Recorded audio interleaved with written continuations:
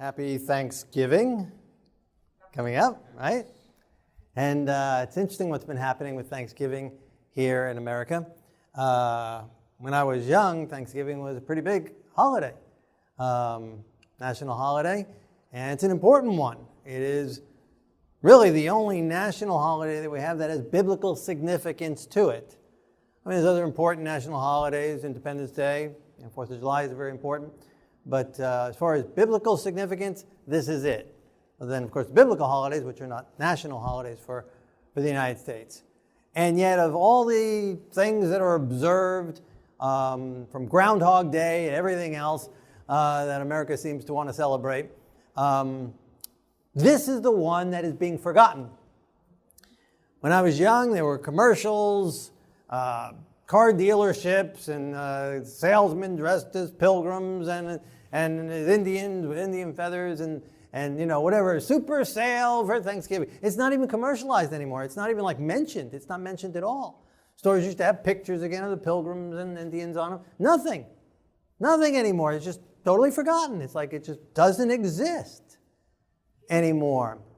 And then how much more so this year, when government officials are telling people and outlawing people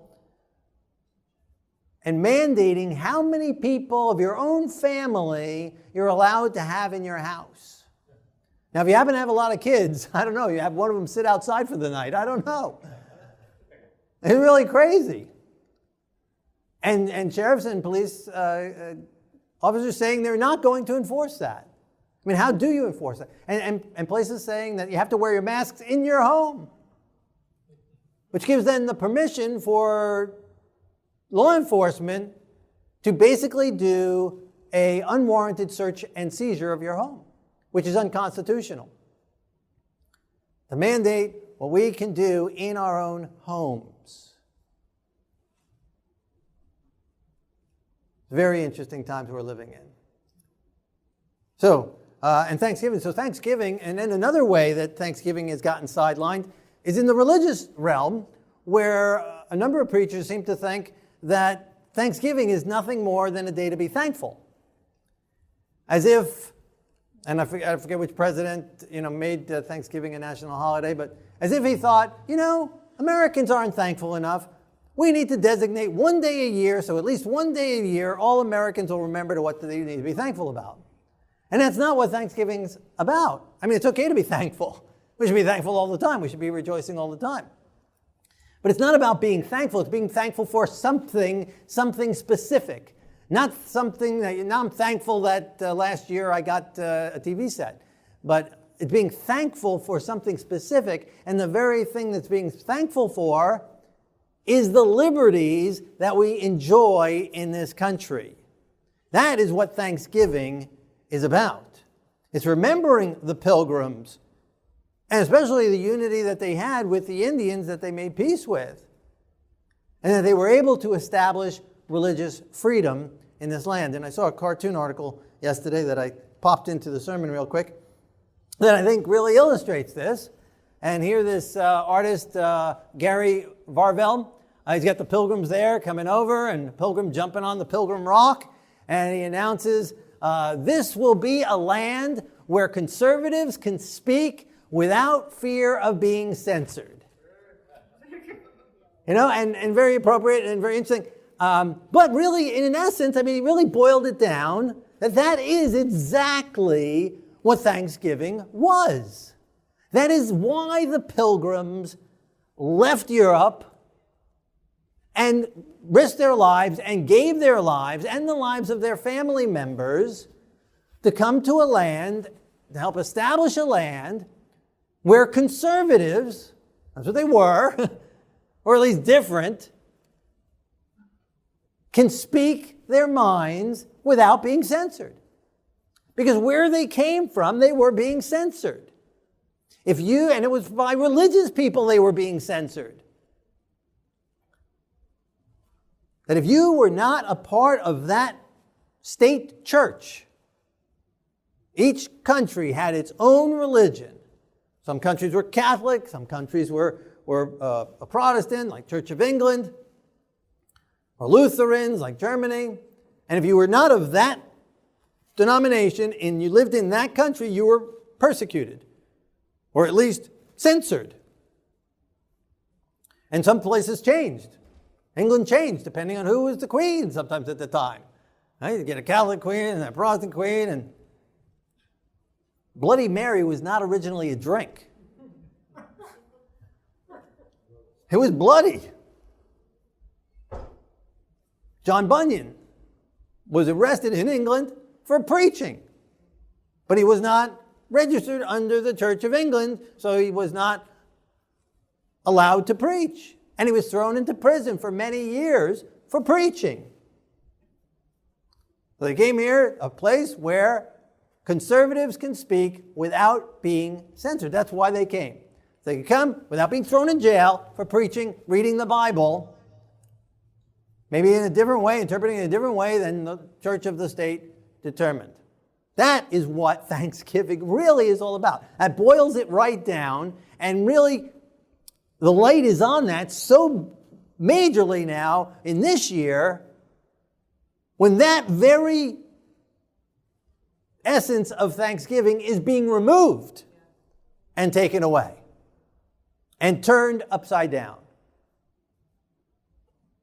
And then in this picture, this little cartoon, I don't know if you caught it, but hiding behind the little tree there is Mr. Twitter and Mr. Facebook, sticking out his head 400 years later to undo the very things the Pilgrims and others and the founders did. So last year we did Thanksgiving, America in Prophecy, and we looked at America in Prophecy in chapter 12 of Revelation. Now, you ask most Bible so-called scholars, theologians, ministers of whatever denomination, sort,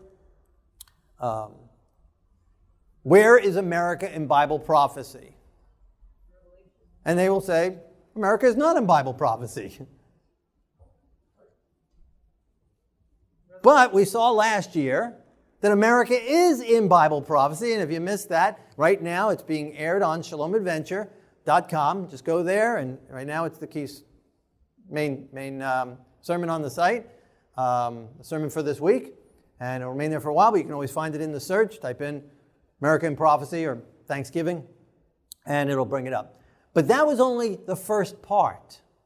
And I'm going to review that quickly, but there's a second place where America is in Bible prophecy, and that's what we're going to look at tonight.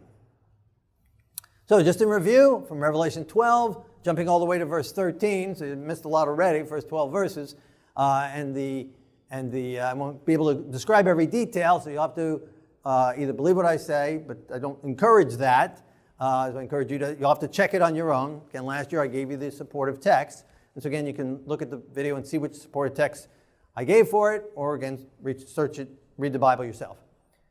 So Revelation 12, verse 13, the dragon persecuted the woman which brought forth the male child, the man-child. So there's three different entities being mentioned here, and one is the dragon. In the Bible, the dragon is the devil, Satan the devil. The Bible tells us that, again, the Bible text for that. Persecuted the woman.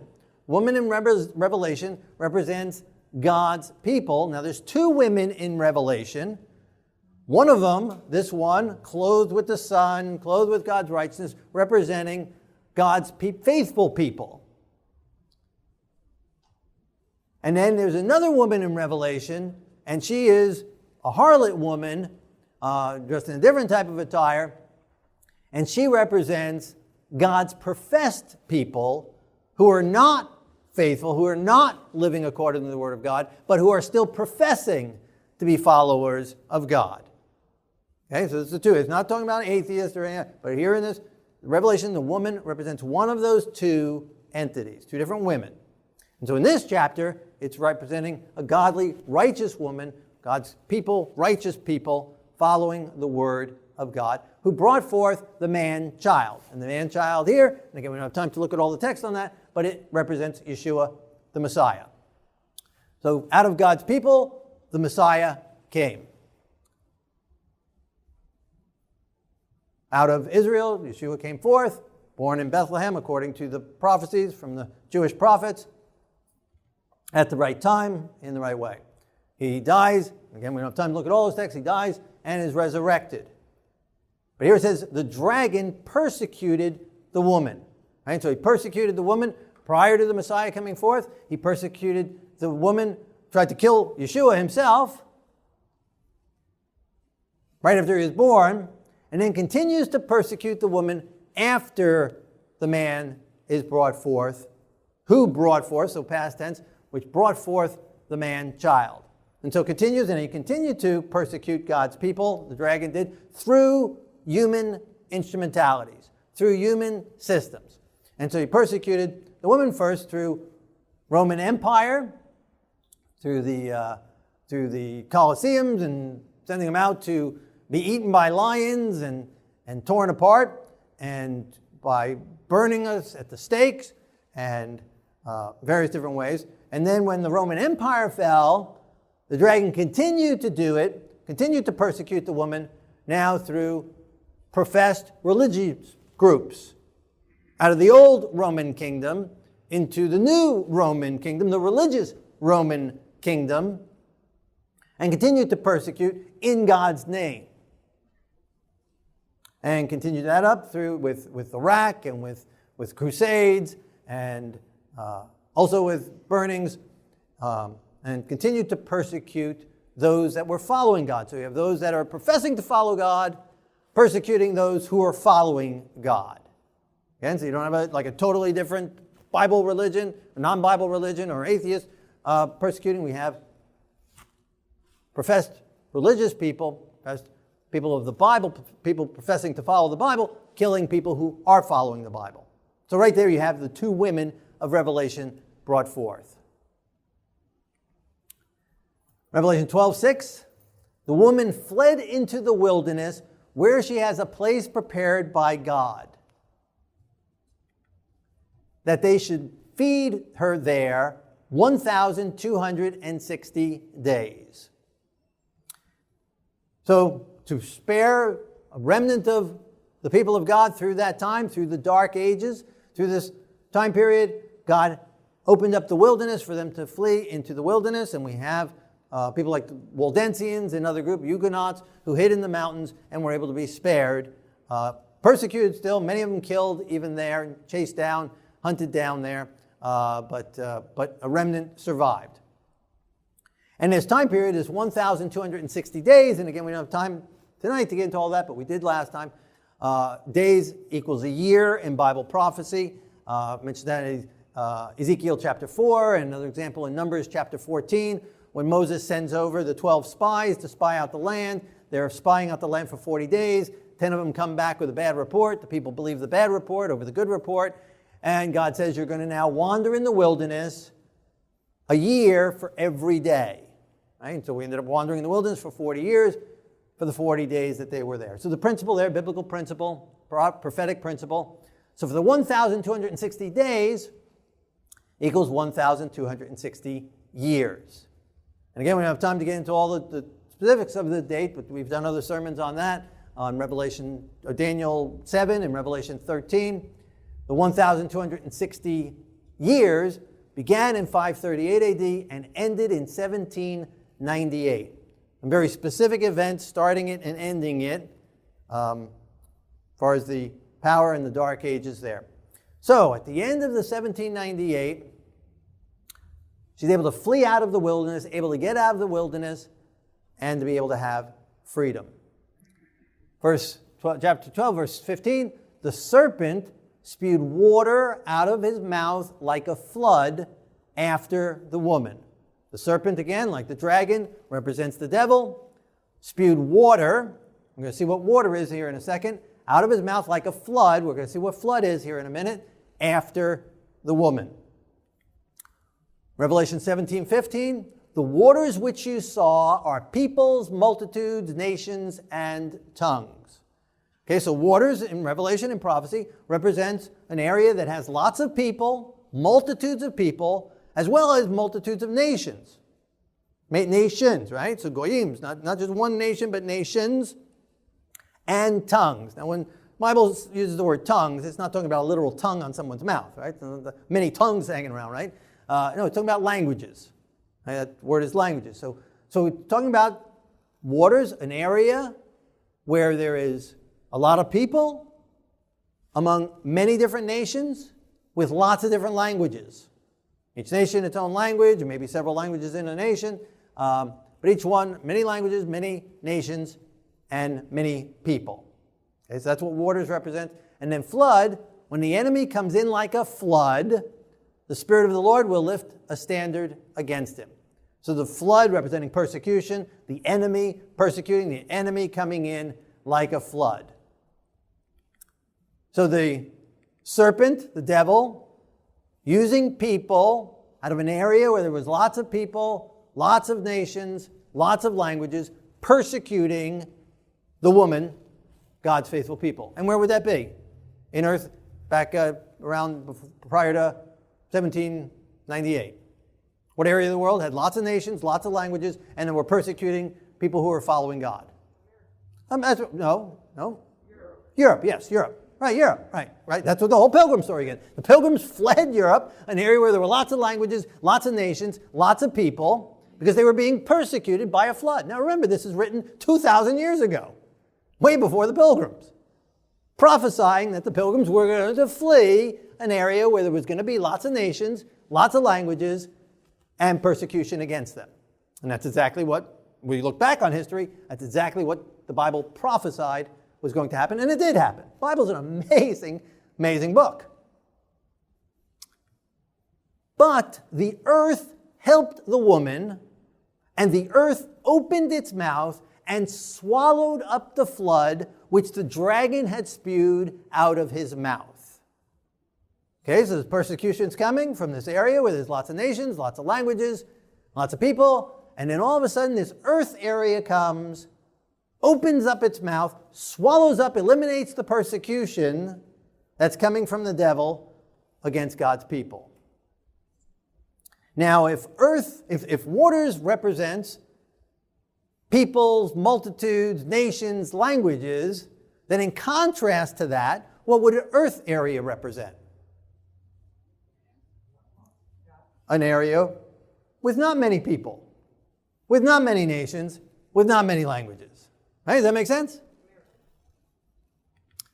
Okay, so what is the only nation that fits this description?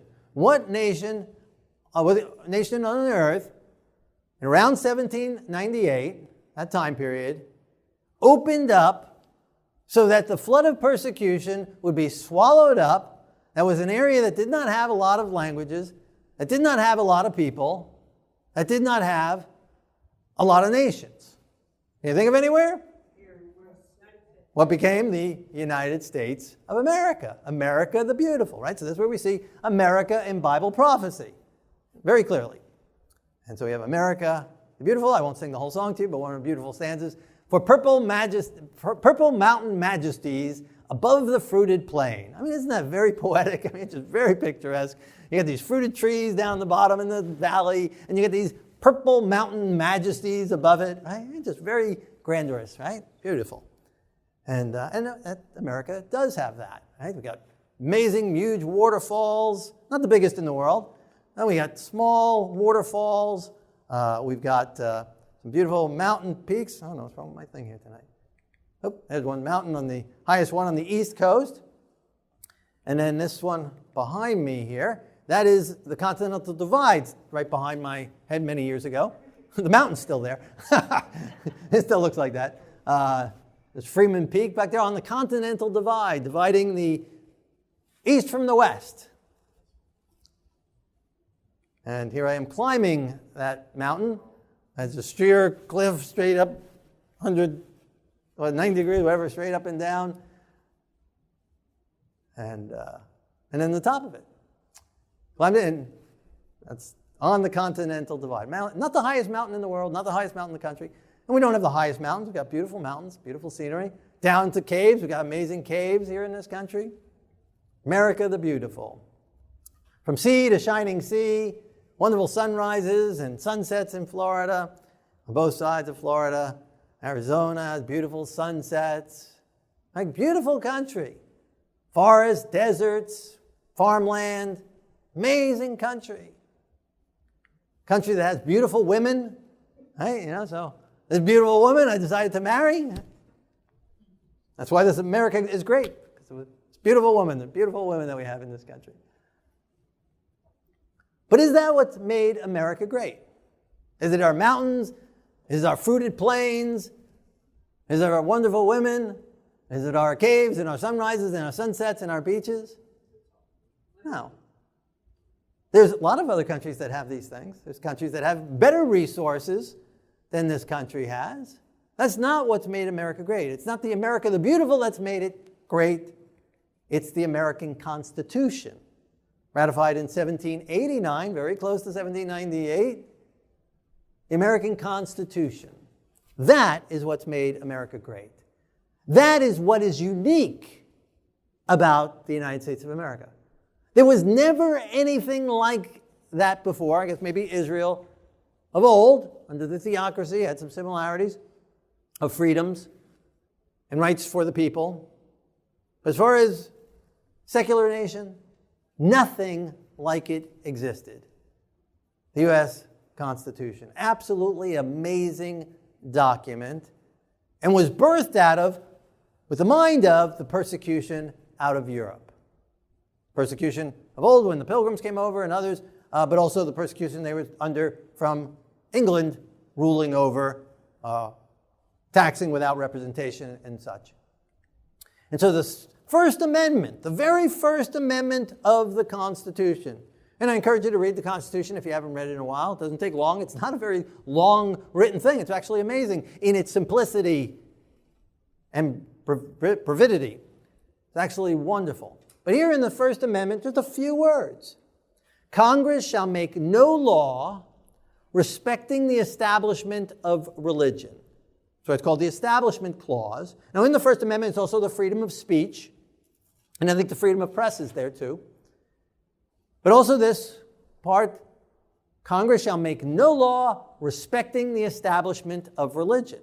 Because that is what was happening in Europe. Each nation had its own religion. It had a state religion. They picked a religion and they established a religion. They funded the religion. They encouraged that religion. Or prohibiting the free exercise thereof. And that, again, is what was happening in England. That's what happened to the Pilgrims. They were prohibited from freely exercising their religious beliefs and convictions. So it was bad enough that the state was encouraging one over the other, but they were also not allowing the minority. And that was revolutionary. It was like unheard of in the world up until that time. The Romans didn't do it. Europe didn't do it. The Romans before them didn't do it. The Medo-Persians didn't do it. The Greeks didn't do it. The Babylonians didn't do it. The Chinese dynasties didn't do it. Islam nations didn't do it and still aren't doing it. But the United States began this concept. Again, very simple line, very simple few words, but revolutionary. With a few others, the freedom of speech, freedom of press, things such as that. And that is what has made America great. Because when you have freedom of speech, you have freedom of religion, you have freedom of the press, and some of the other freedoms that we have, the Second Amendment and other freedoms that our Constitution gives to us, that we have these unalienable rights to life, to liberty, and the pursuit of happiness. It sets people free. It sets imagination free, creativity free, to be able to make and create and live and be happy and to pursue happiness. And that is what has made America great. That is why people rush to try and come to this country. So why this country needs borders and walls around it, where a few other countries people are rushing and trying to hide, trying to escape into. And even now, over 200 years since the Constitution has been written, some other countries have tried to follow in some ways, But really, no one else has just duplicated it. And yet it's so amazing and so wonderful. And again, many nations today do not have it at all, even today. The liberties and freedoms. That is what Thanksgiving is about. And that is what people are trying to blot out of our minds and make us forget. I think it has nothing to do with being thankful or that it's optional to remember. But it's not optional to remember. It is crucial to remember, and crucial to remember the sacrifice and the blood that went into giving us these constitutional freedoms and rights. Because of the United States, even in 1950, just right after the Holocaust, 5 million Jews were living in the United States. And if it wasn't for the freedoms here in the United States, we would have still been in Europe and probably just about almost wiped out. There's a picture of the first synagogue in the United States, Providence, Rhode Island. Out of the United States, because of the freedoms and liberties and the ability to print and think and choose and freedom of religion, the Bible has been, portions of it have been translated into over 3,000 languages to be dispersed around the world. 450 languages of the whole Bible, many of them printed here, some in other places, translated in other places, been able to be dispersed around the world. Missionaries being able to be sent around the world. Religious freedom has caused much prosperity here in this country. Back to Revelation 12, verse 15. So the serpent spewed out of his mouth, water out of his mouth like a flood after the woman, but the earth helped the woman. Again, Pilgrim's America in prophecy. Then right after that, the last verse in this chapter, the dragon was enraged with the woman and went to make war with the rest of her offspring who keep the commandments of God and have the testimony of Yeshua the Messiah. So all through the chapter, it's delineating the history of God's people. And the dragon, still angry, while the earth opened up, swallowed up the flood of persecution, has given us this religious freedom that did not make the devil go away. It didn't just disappear. It's enraged him even more. And he's been plotting his time and plotting his efforts to get back at that woman. And so he is now enraged because he's been stymied. He's enraged with God's people, God's faithful people.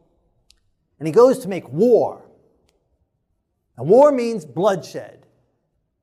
More than just persecution. There's an all-out war to the death, is what he's declaring on the rest of her offspring. So the very remnant, the very last stand that the devil is going to take. He can't get the male child anymore, so he's attacking his children in an all-out battle in the last days. And how is the woman's remnant described? Very succinctly, who keep the commandments of God and have the testimony of Yeshua the Messiah. Very simple. There's some other additional identifications in the Bible. But here in this place, very simple identification of just two aspects of it, which eliminates the vast majority of people on the earth. Very simple, this part, just to follow this part. I mean, we can read that and go, oh, if that's what it means, then that's, if that's what it means to be God, part of God's remnant, part of God's offspring, be in the last days, to be hated by the devil, well, that's simple enough. Keep his commandments and have the faith in Yeshua, the testimony of Yeshua the Messiah. Simple enough. Yet, the vast majority of people who profess to read the Bible either have one or the other. They believe in the commandments but reject the Messiah, or they accept the Messiah and reject the commandments. Two simple things. Put together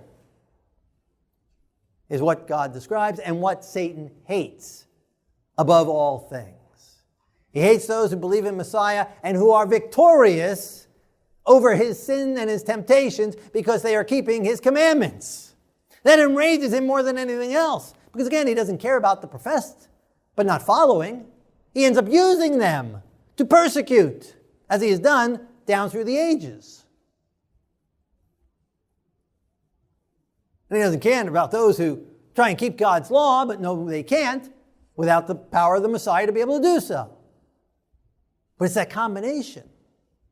Yeshua giving us the ability to keep the commandments, forgiving us for when we've broken them, and giving us His Spirit and empowering us to give us victory over sin. That is what the devil hates most of all. Because that's exactly what Yeshua was. And the remnant will be just like the original. Yeshua was victorious over sin. Yeshua did not fall for the devil's temptations. He relied on the Father, and He had power and victory over sin and temptation. And as we model that by God's grace, as we come to Yeshua the Messiah, that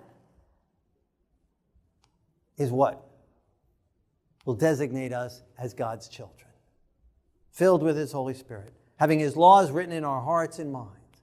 And that's the most important part. We can know who the dragon is. We can know where America falls in Bible prophecy. We can know what the flood represents and the waters represent. And it won't mean anything if we don't have Yeshua as our Messiah. And if by His grace we are not following His ways and keeping His commandments. Written in stone to be there for all eternity. And so if you haven't yet accepted Yeshua as your Messiah to forgive you for your past sins, accept His death in your behalf. In a moment, even before I go on to the next text, surrender your heart to Him. Or if you have surrendered your heart to Him, but you have not accepted the commandments of the Word of God, and you're not following His commandments, if there's even one area in your life where you're not following Him, then again, you stop and pray while I continue on, and ask God to fill you with His Holy Spirit and to bring your life into harmony with His Word.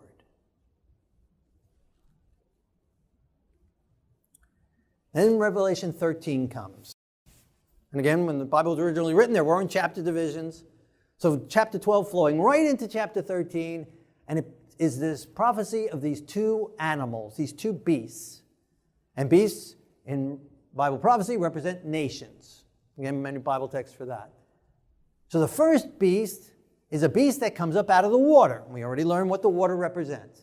So it's a beast that has lots of heads, many nations, and it has a head like a lion, a body like a leopard, feet like a bear, and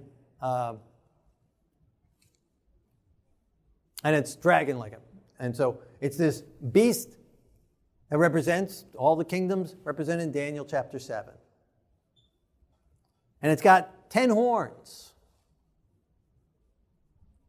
And on those horns are 12 crowns. Horns representing powers, and crowns, what would crowns represent? What do crowns represent in society? No. Royalty, right. So these are nations that have royalty. These are nations that have kings over them. And so again, we have Europe represented here after the fall of the Roman Empire, an area of many nations, many people, many languages, each with its own dictator or each with its own king, each with their own crowns. And again, we don't have time to get into that, but there is a sermon on Shalom Adventure on Daniel 7 and Revelation 13 that you can find there and see the whole sermon on that. But our focus is now onto the second beast in Revelation 13. And as you see here in the picture, he's not coming out of the water. He's coming on land, on the earth, out of the earth. He doesn't have 10 horns. He only has 2 horns. And he doesn't have any crowns on his horns. Let's look at what it says. Revelation 13, verse 7. Then I saw another beast coming up out of the earth. So earth, again, this is the same earth of Revelation 12. Revelation 12 going right into Revelation 13. So it's the same landmass, representing the same area. Not an area of many people, multitudes, nations, languages, but an area of an earth. Single nation, single language primarily, and not very populated in the beginning.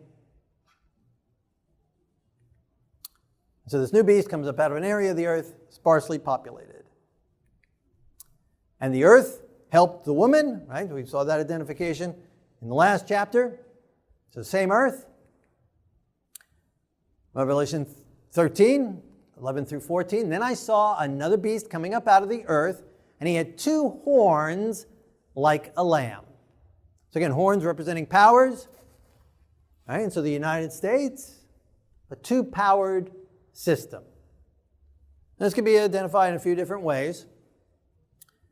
The 2 horns could represent what we have here in the United States of a 2-power system, of 2-party system.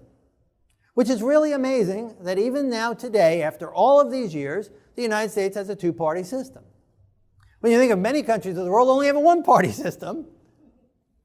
And then you got countries like Israel, very small country, the population of like New York City or something like that, the size of like New Jersey, and yet they've got 10 political parties or more. And yet here, with the vast diversity, the vast size of city and country and north and south and east and west and all the various different aspects of this country,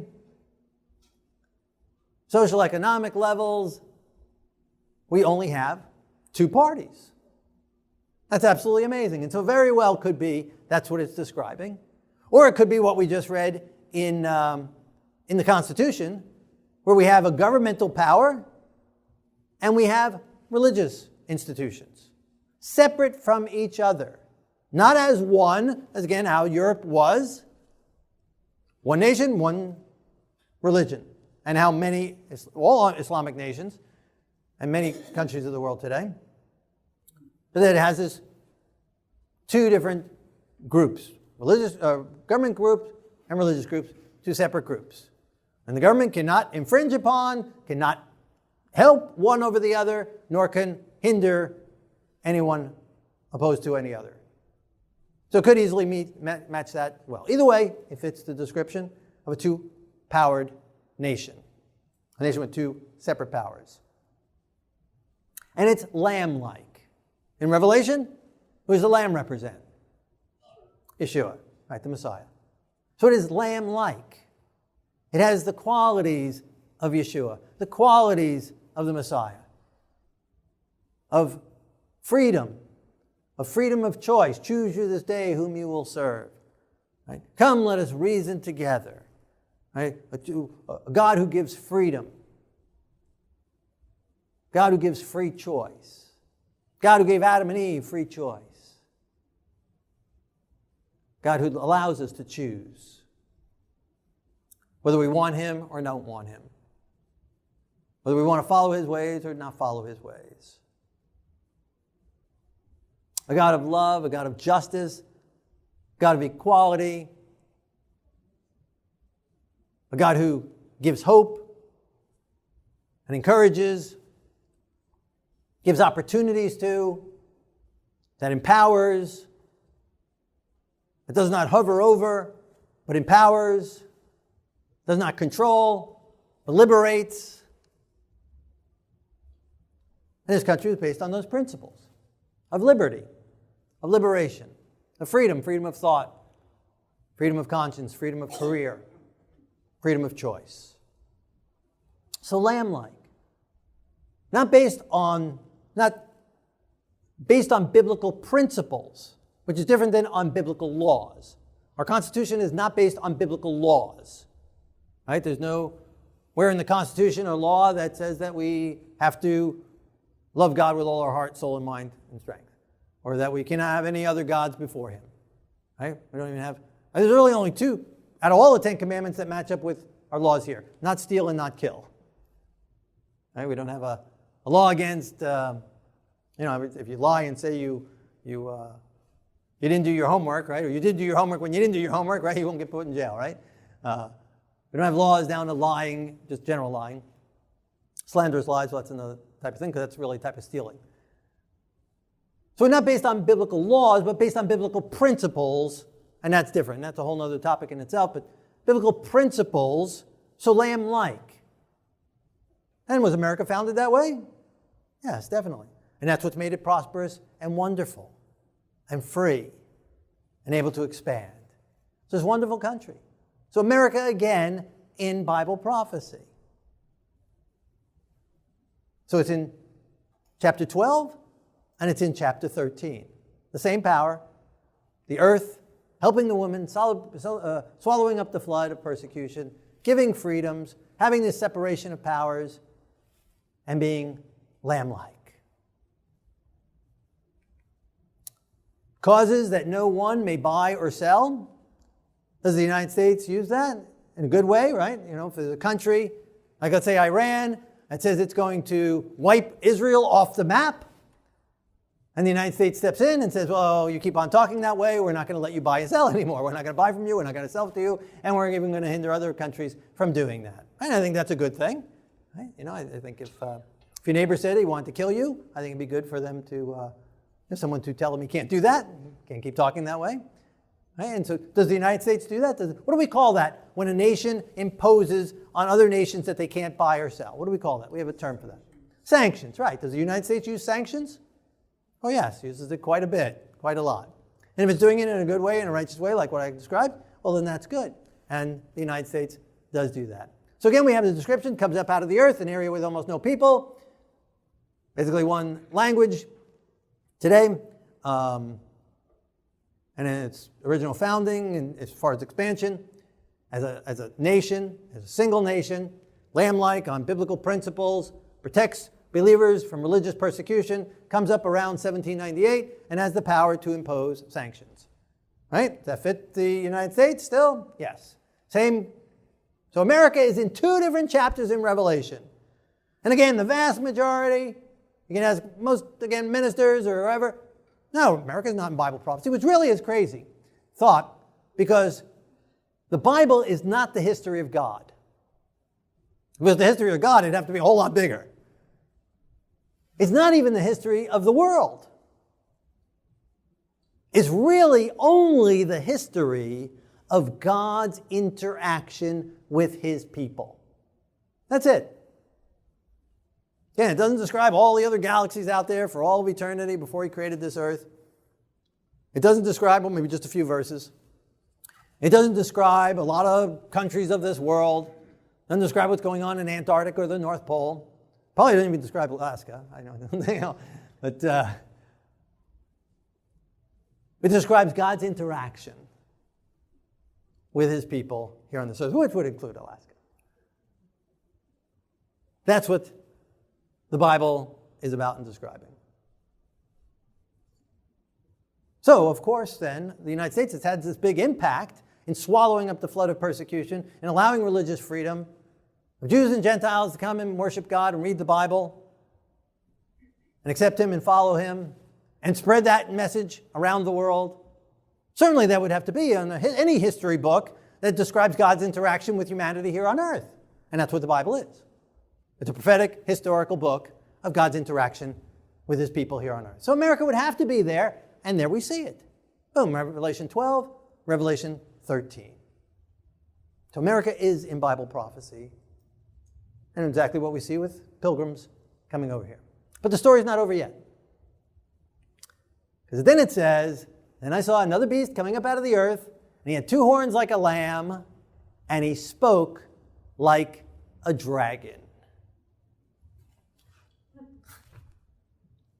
So this wonderful nation that we've been talking about and describing that has done all these wonderful things that we have enjoyed and benefited from, and where people try to escape to from all other parts of the world, it says it will one day speak like a dragon. What does it mean to speak like a dragon? Now, I've been preaching this for over 30 years. It's been preached by various different people for over 150 years. I have a book by a man named Gilbert, a Jewish believer, about 150 years ago. And he describes America this way, in that Revelation 12, Revelation 13. Now, to do so back then, and even 30 years ago, 20 years ago, even 10 years ago, I gave this sermon even 2 years ago here. It was hard to describe how it would be like a dragon. Well, it's easy to kind of describe it. Hard to believe, because there's nothing to base it on. You don't see it. Well, it doesn't look like a dragon. It certainly didn't look like a dragon 150 years ago. And it didn't even look like a dragon 5 years ago. But today, it's easy to see it speaking like a dragon. What does it mean to speak like a dragon? The dragon, again, is the devil. And to see what the dragon looks like when he's speaking, again, all we have to do is go back to the pilgrims and look at what they ran away from.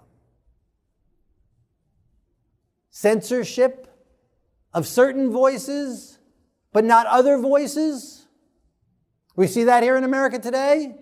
Arbitrary censoring of ones over the other, without reason, sensible reason, without right cause. Again, not saying fire in a theater type of a thing. Censoring, shutting up, annihilating free speech, lying and hiding, covering up. News stories, there are definitely news stories, whether they're fully accurate yet or proven yet or not proven or will be unproved or disproved, but still no doubt news.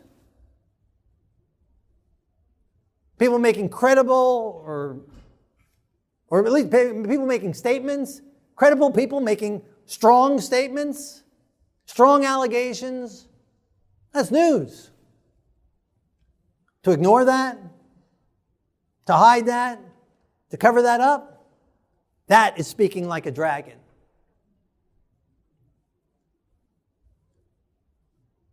Right now, California is putting a curfew, a whole state, that's a big state. You have to be in bed by 10 o'clock. One comedian, he said, I almost caught COVID-19, but thank God I don't know if he used God, but thankfully I was home before 9:58.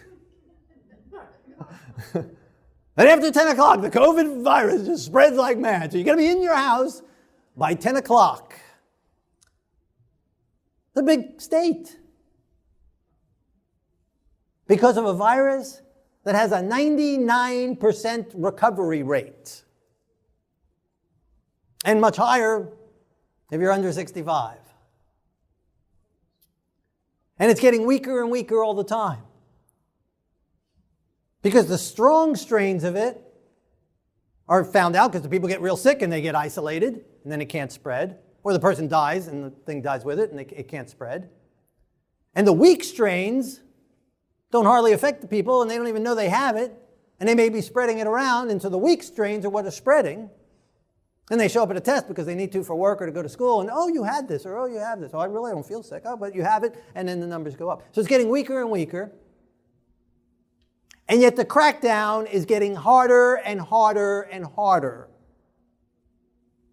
And if the masks were that great, then why would there be another outbreak? People are wearing masks as they're riding a bicycle in the woods by themselves. When they're driving in their own car by themselves, they're wearing their mask. If these masks are so great, they're being used so much, mandated, enforced, that's speaking like a dragon, mandating. And if they're so good, well, if you got your mask on, then why do I have to have my mask on? It's a great thing, right? So it stops everything. So then you don't have to worry about me. Or I have mine on, so you don't need yours on. Right? If the mask is that great, only one person in a two-person conversation needs to have it on. But they're not that great, and if it was that great, again, it wouldn't be spreading because people are wearing it. People have been following and keeping the masks on all over the place. And yet it's still spreading. So it's not about a spreading. It's really not a caring about the spread. It's a mandated, forcing, controlling system that's going on. And I'm all for not spreading disease. I don't want grandma to die. I don't want to die. Well, I don't care about dying. But I don't want you to die. I don't want to make you die, So yeah, we'll spread the Lysol, we'll wash the hands, we'll keep our, whatever. But the make-up laws and make-up mandates that have nothing to do with, especially when they're hypocritical, and the governor of California was just in a big party in a house with lots of people and no masks on. So don't tell me it's about concern for safety and grandma, because it's not. It's control. It's speaking like a dragon. And that's what we're seeing. And that being used in that way, what censor is going on, being used this way. Speaking like a dragon. And crackdowns going on, left and right. In Nevada, The Supreme Court of Nevada ruled that the state, because the state was saying that the casinos could be open to 50% capacity. But religious institutions, only 25 people. We don't care if it's a 6,000 person building or a 200 person building. Can't be 50% like the casino, only 25 people. Period. And so they fought it, went to the Supreme Court, the state Supreme Court anyway, and the state Supreme Court said, no, the state can do that. The state can say a casino can be open and have lots of people in there up to 50% capacity, but church, synagogue, religious institution cannot. That is speaking like a dragon. We are seeing it already. We are seeing it now. Again, for 150 years ago, it'd be hard to preach this sermon, but I did anyway. I didn't, but others did. And 30 years ago, I did. But today, it's very simple to see how America is now speaking like a dragon, written 2,000 years ago. We are living in the day when America is shifting from lamb-like to dragon-like. And this, I believe, is just the beginning. Now, God may say, no, that was just a taste. I just wanted you to see, and hold back the winds of strife for a little bit more time so we can take the gospel further. He may do that. Or he may not. We will see. Now, for a nation to speak like a dragon, it's usually Congress speaking, laws enacted. But here, no laws are even being enacted. It's by dictatorship of a governor or even a mayor. In New York City, the mayor said that you can't have funerals. And so a Jewish group, a rabbi died, they had a big funeral. The mayor himself showed up to break up the funeral. But yet they're allowed to protest. But they're allowed to protest. And the mayor himself went and participated in the protests with more people than were at the funeral. Closer together. Or if a funeral for a senator, they'll gather together in the church for a funeral for a senator, but you can't have a funeral. That is speaking like a dragon. And so it's mayors and governors, without going through their state legislators, without enacting it through the democratic process by representation, but just making these laws, arbitrary laws. And even when they're being fought against and told they can't, and told that the state representatives don't want it and the people don't want it, they're going ahead anyway. That is speaking like a dragon. And that's happening. And it can happen on a nationwide scale as well. Revelation 13 continues, and he causes all who dwell on the earth to worship the first beast. So the second beast, the lamb-like beast, that will begin to speak like a dragon and is already speaking like a dragon, will cause, that's force, that's again dragon-like, force, that's the opposite of liberty, that's the opposite of freedom, that's the opposite of not respecting a religion or prohibiting the free exercise thereof. It will change course, it will totally repudiate its very own constitution, and it will begin to force worship. It will favor one, it will favor the first beast power, a conglomerate power, a coexist type of power. It will establish religion. Because that's what worship is. Causes all to dwell on the earth to worship. So right now we're seeing again this not having so much to do with worship, but prohibiting of religion. Not so much establishing, but this is where it's going to go. Eventually it'll come back to establishing religion. Even though some of what's going on is being done by non-religionists, but it will be grabbed a hold of and be painted to have a form of godliness while denying the power thereof. Another example of dragonhood is when people go and beat up and even kill run up behind and attack a peaceful person at a rally, walking down the street, going home down the street, free, not committing any crime, not harassing anyone, not doing anyone. And that people are allowed to come up behind them, beat them in the back of the head, knock them on the ground, and kick them in the head. Other people, again, at a rally, at a gathering, to be shot at and killed by other people, and for it not to be contemned. That is dragon-like. Again, we have an inalienable right to life, and that's being denied. To liberty, and it's being denied. And the pursuit of happiness, and it's being ignored and denied. That restaurants have to be closed down, that stores have to be closed down arbitrarily to make small businesses close so that only big businesses survive.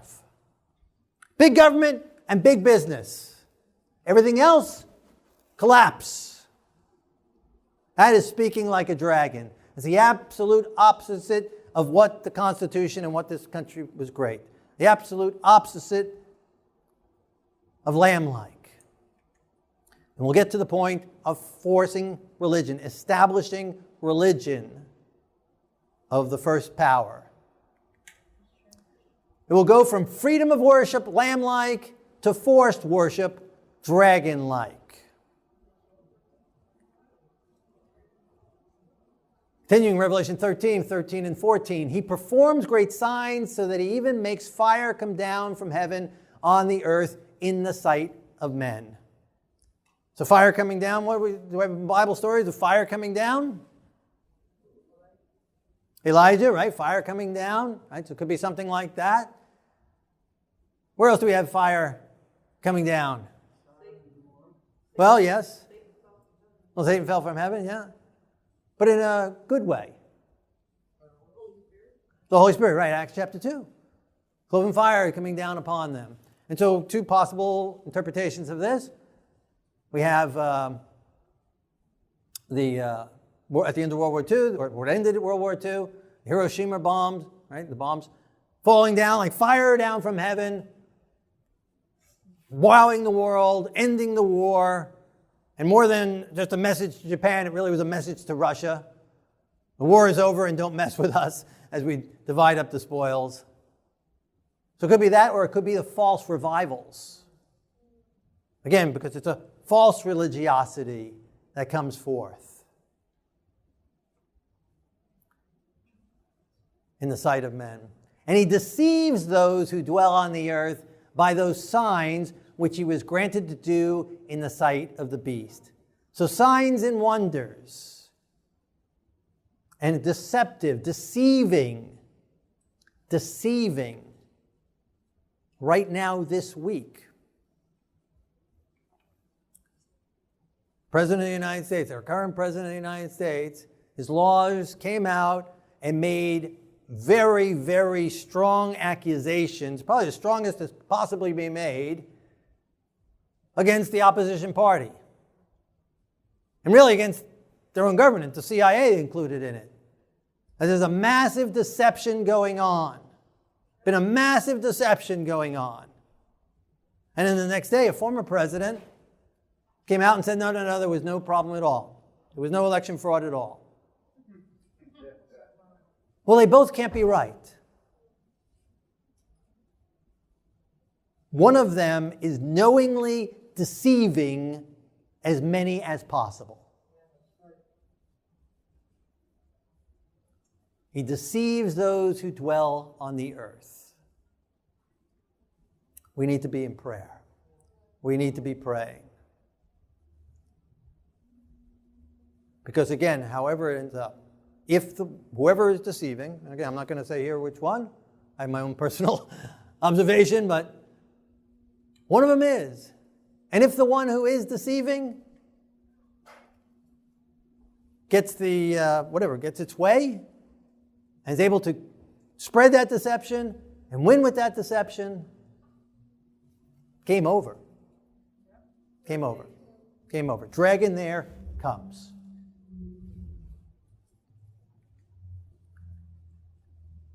Revelation 13, verse 8. And all that dwell on the earth shall worship. Again, it's about worship. So the bottom line is worship. That's what it's going to come down to. All who worship him, whose names are not written in the book of life.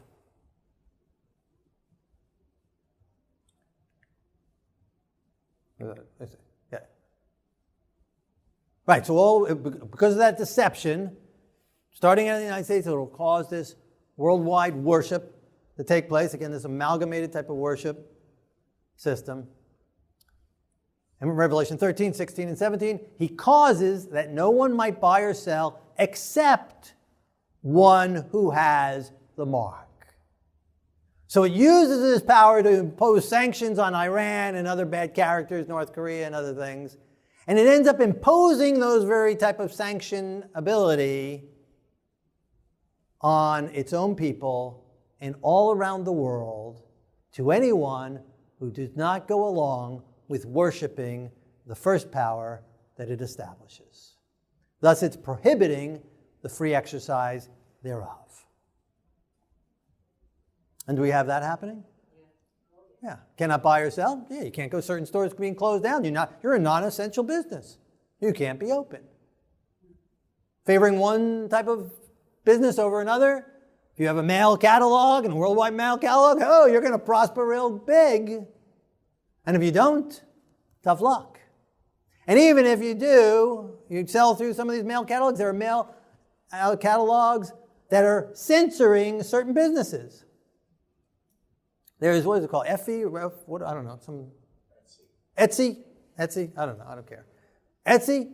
There was a person who sold yarmulkes on Etsy that had the name of the President of the United States on it. And they said, you cannot sell here anymore. Can't buy or sell. There was a man, he was the CEO of Firefox, a web browser. CEO. He gave $100 to, I think it was a pro-life group or something like that. $100. Out of a salary like that, that's probably pennies. Maybe not even a half a penny or less to a normal person. Give $100. They fired him. Cannot buy, cannot sell, cannot work here. Because of your views, of what you do at home. There have been others that have been fired because their spouse tweeted something or their spouse posted something on Facebook, so they fired the worker. For some of their spouse, they may not even agree with their spouse. They may not even like their spouse. But their spouse posted something and they were fired. That is speaking like a dragon. That is saying you can no longer buy or sell because we're cutting off your salary. Again, 2 years ago, I couldn't preach this. I preached it, but I couldn't preach it this way. It was by faith then. It is by sight now.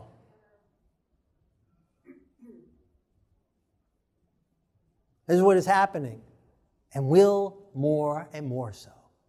How easy to just lock up someone's bank account. Get put randomly on a no-fly zone.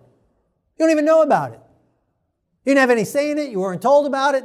You really don't even have much resource to object to it until it's too late. No one else was asked. They didn't go and ask your spouse, your boss, or anyone else. Some rumor came and they put you on a no-fly zone. You might have been in the middle of a flight. You might have gone somewhere on vacation. You try and come home. Oh, sorry, you can't fly home. You're on a no-fly zone, a no-fly list. Like that. Speaking like a dragon. Pursuit of happiness. Liberty. No, it's gone. It's disappearing before our eyes. And all that means is the Bible was accurate. And the Bible was right. And if it was right on that, it's right on the end as well. And it means we're going home soon. We're almost home. We're almost there. Right? So if a person gives you directions to their home, and you're going to go through a real bumpy part of the road. And it's going to go to gravel. It's going to go, there's going to be some potholes. But then you're almost there. You're almost there. You've almost reached the destination. And that's what it means. We're almost home. We're almost there. Yeah, we can fast forward. We can fast forward because the last sign is that this gospel will go to the ends of the world. And as soon as we fulfill that one, then the end will come. This dragon prophecy had to happen, and it's starting to happen. I don't think we've seen the fullness of it yet at all. Because we're still worshiping. I'm still doing this. They didn't come in the door and arrest me yet. But when this goes out and gets posted, I would not be surprised if it won't be long thereafter. It's coming. But nonetheless, we cannot bow down, we cannot fear, we cannot tremble, we cannot stop speaking for what the Bible says. And so this has to take place, and then the enforcement of the worship of the first beast, of its mark, of its image. And that, I believe, will finally wake us up. Because we've been sleeping. God's people are sleeping. And we haven't been taking the gospel. And so maybe God is allowing this to wake us up so we'll get off our duffs and take the gospel to the world. And then the end will come. And that's how we can hasten it. We can hasten His coming by sharing it with the world. Preaching the everlasting gospel. And taking the message of God's word to the world. And that's what He's called us to do. And He causes as many as would not worship the image of the beast to be killed. See, it was step by step. It was lamb-like, started speaking like a dragon, can't buy or sell, removing some liberties, and they're still resisting, they're still putting up a fight, they're still refusing. They get arrested, people are getting arrested. More and more, until eventually they say, we got to kill him. We got to get rid of him. And there's those that are talking about doing that right now. Make lists and round them up. And we'll get to the point where they will say, kill him off. Revelation 13, verse 7, it was granted to the beast to make war with the saints. John chapter 16, 2. The time is coming that whoever kills you will think that he's offering God service. So again, the Bible's predicting they will want to kill us. The dragon is wroth with the woman, goes to make war with the rest of her offspring to kill us. But think they're doing God's service. So again, it's not irreligious people. It's religious people, again, just like the Dark Ages. Just like what the Pilgrims ran from. Religious people, professed religious people, not following God, taking away the rights and privileges, and killing those who are following God. And so to be a martyr is not bad. It's actually an easy way out. It's the quicker way out. But those who endure to the end will be saved as well. And that's a good way to go too. Revelation 12:17, again, the dragon was wroth enraged with the woman, went to make war with the rest of her offspring, those who keep the commandments of God and have the testimony of Yeshua, the Messiah. That's who we need to be. In parallel, so then you have chapter 13, which describes these two beasts. And then right after that, we have Revelation 14, which then summarizes it again so we don't miss it. Here is the patience of the saints. Here are they that keep the commandments of God and the faith of Yeshua, the Messiah. Again, that twofold description. Simple enough, said two different ways. Two witnesses tell to us so that we can't miss it, to confirm it. It is keeping the commandments of God and the faith of Yeshua. And it says patience on the part of the saints. It takes patience because we're going to go through persecution. Because we're going to go through tribulation. But God will see us through. He will take us through. Just as He protected Hananiah, Mishael, and Azariah in the fiery furnace. Just as He protected Daniel in the lion's den. Just as He protected us in Goshen from the plagues. He will protect us till the end. There'll be martyrs along the way, and that's okay too. But it'll take patient endurance on the part of the saints. Enduring by trusting in the Lord. Being filled with His Holy Spirit, covered under His righteousness, covered under His grace, covered under His forgiveness. Having faith in Yeshua. And again, if you don't have faith in Yeshua right now, surrender and accept him. Because you can understand this, know who these powers are, know exactly what's going to happen. And it won't help you one bit if you don't have Yeshua in your heart. And keeping his commandments by his grace, by his power. And so, in a moment when we pray, if you have not yet accepted Yeshua as the Messiah, I invite you to do so. Secondly, if you're not keeping his commandments, there's some area in your life, some sin in your life, some area you know is wrong and you're doing it anyway, some area you know you need to do and you're not doing it, then surrender that to the Lord. Confess it, receive his forgiveness, and ask for his Holy Spirit to empower you to walk rightly, so he can present us without spot, without wrinkle, as a bride before the Messiah, without any guile in our mouth, and to stand for the right. Third, if you've been laxing in prayer, in the study of God's Word, and in fellowship together, and in witnessing to others, any of those areas, in a moment when we pray, ask God to forgive you, and ask him to put you on the right path, to give you a heart for prayer, a love for his Word, a love for his people, and a burden for the lost. Fourth, if this has stirred you up, if maybe you're fearful, surrender the fear to the Lord and claim his covering over you. Claim his protection over you. Because just as he reveals it, he will protect us through it too. Safely on into heaven.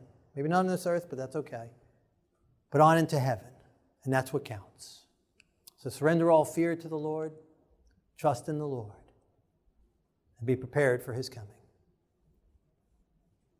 Fifth, if you want to hasten his coming, you want to pray, Lord, use me in sharing your word with others. Open doors for me to tell somebody about you in some way, shape, or form.